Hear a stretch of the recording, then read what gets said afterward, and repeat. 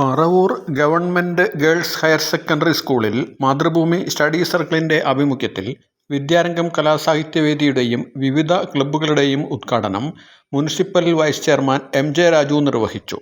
Study circle general convener B. അനിൽകുമാറിന്റെ അധ്യക്ഷതയിൽ ചേർന്ന സമ്മേളനത്തിൽ എൻ.എം. പിയേഴ്സൺ മുഖ്യപ്രഭാഷണം നടത്തി. PTA president K A. Sadath, headmistress Saleela V K, study circle president Karthik തുടങ്ങിയവർ സംസാരിച്ചു.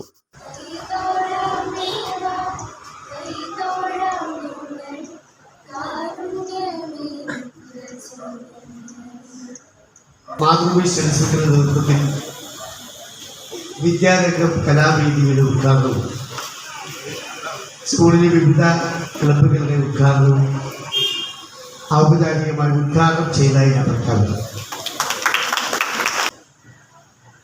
വളരെ സന്തോഷത്തോടുകൂടിയാണ് നമ്മൾ ഈ ചടങ്ങ് ഇവിടെ നിർവഹിക്കുന്നത്. കാരണം ഇപ്പോൾ നിങ്ങൾ തിമിർത്ത് പെയ്ത കയ്യടിയിലൂടെയാണ് നിങ്ങൾ ടീച്ചർമാരെ മുഴുവനും ആദരിക്കുകയും ബഹുമാനിക്കുകയും ചെയ്തത്. കാരണം എന്താണ്, ഏറ്റവും മികച്ച വിജയത്തിൻ്റെ ഉടമകളായിട്ടുള്ള കുട്ടികളും ആ കുട്ടികളുടെ അധ്യാപകരും അതേപോലെ സ്കൂളും നമുക്ക് ഏറ്റവും കൂടുതൽ സന്തോഷം ഉണ്ടാക്കുന്ന ഒരു കാര്യമാണ്. നമ്മൾ പഠിക്കുന്നവരാണ്, പഠിത്തത്തിൽ നമുക്ക് ഒന്നാം നിലയിലെത്താൻ കഴിയുക എന്നതാണ് ഏറ്റവും പ്രധാനപ്പെട്ട കാര്യം. അതിന് 100% വിജയം നേടിയതിനുള്ള ഒരു പുരസ്കാരമാണ് നമ്മൾ ഏറ്റുവാങ്ങിയത്, അല്ലേ? ശരിയല്ലേ? ആ പുരസ്കാരം ഏറ്റുവാങ്ങിയതിനോടൊപ്പമാണ് നമ്മുടെ സ്കൂളിലെ വിവിധ തരത്തിലുള്ള ക്ലബ്ബുകളുടെ ഉദ്ഘാടനം, വിദ്യാരംഗം വേദിയുടെ ഉദ്ഘാടനം അതെല്ലാം നിർവഹിച്ചു കഴിഞ്ഞു. ഇനി നിങ്ങളതിൻ്റെ പ്രവർത്തനത്തിൽ ഏർപ്പെടാനായിട്ട് പോകും. എന്താണ് നിങ്ങളുടെ ഈ ക്ലബ്ബുകൾ കൊണ്ട് ആത്യന്തികമായിട്ട് നിങ്ങൾ അർത്ഥമാക്കുന്നത്? എന്താണ് അറിയോ?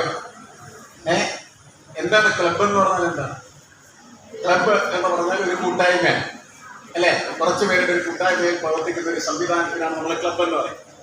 ഇവിടെ സയൻസ് ക്ലബിലെ ഉണ്ട്. എന്താണ് സയൻസ് ക്ലബിന്റെ ദൗത്യം? എന്താണ്? സയൻസ് പഠിപ്പിക്കുക എന്നുള്ളതാണ്, അല്ലേ? സയൻസ് പഠിപ്പിക്കുക എന്ന് പറഞ്ഞാൽ എന്താണ്? സയൻസിന്റെ അടിത്തറ എന്താണ്? സയൻസ് പഠിക്കുന്ന കുട്ടിയാണ്, അല്ലേ? അതെ. അപ്പോൾ സയൻസ് നമ്മൾ എങ്ങനെയാണ് പഠിക്കുന്നത്? സയൻസ് നമ്മൾ പഠിക്കുന്നത് ഓരോരോ കാര്യങ്ങളും എങ്ങനെ സംഭവിക്കുന്നു എന്നതിന്റെ കാരണങ്ങൾ അന്വേഷിച്ചാണ്. മുകളിലൊരു ഫാൻ കറങ്ങുന്നുണ്ട്, എനിക്ക് കാറ്റൊന്നുമില്ല, ഞാനിവിടെ ചൂടെടുത്ത് വേർത്തുകൊണ്ടിരിക്കുക. അപ്പൊ ഈ ഫാൻ എങ്ങനെയാണ് കറങ്ങുന്നത്? എന്താണ് അതിന്റെ പിന്നിൽ പ്രവർത്തിക്കുന്ന മെക്കാനിസം? അത് ആരന്വേഷിക്കും? സാധാരണ സയൻസ് പഠിക്കുന്ന വിദ്യാർത്ഥികൾ അന്വേഷിക്കും, അല്ലേ? ശരിയല്ലേ? നമുക്ക് ഐസക് ന്യൂട്ടന്റെ കഥ എല്ലാവർക്കും അറിയാം, അല്ലേ? അതറിയാൻ പാടില്ലാത്ത കുട്ടികളില്ല. അദ്ദേഹം എന്ത് ചെയ്തു? ഒരു ദിവസം ഒരു ആപ്പിൾ മരച്ചോട്ടിൽ ചെന്നിരുന്നു. അപ്പോൾ എന്താ സംഭവിച്ചത്?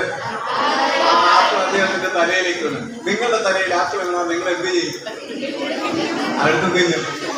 ഐസക് ന്യൂട്ടൻ അങ്ങനെയാണോ ചെയ്തത്?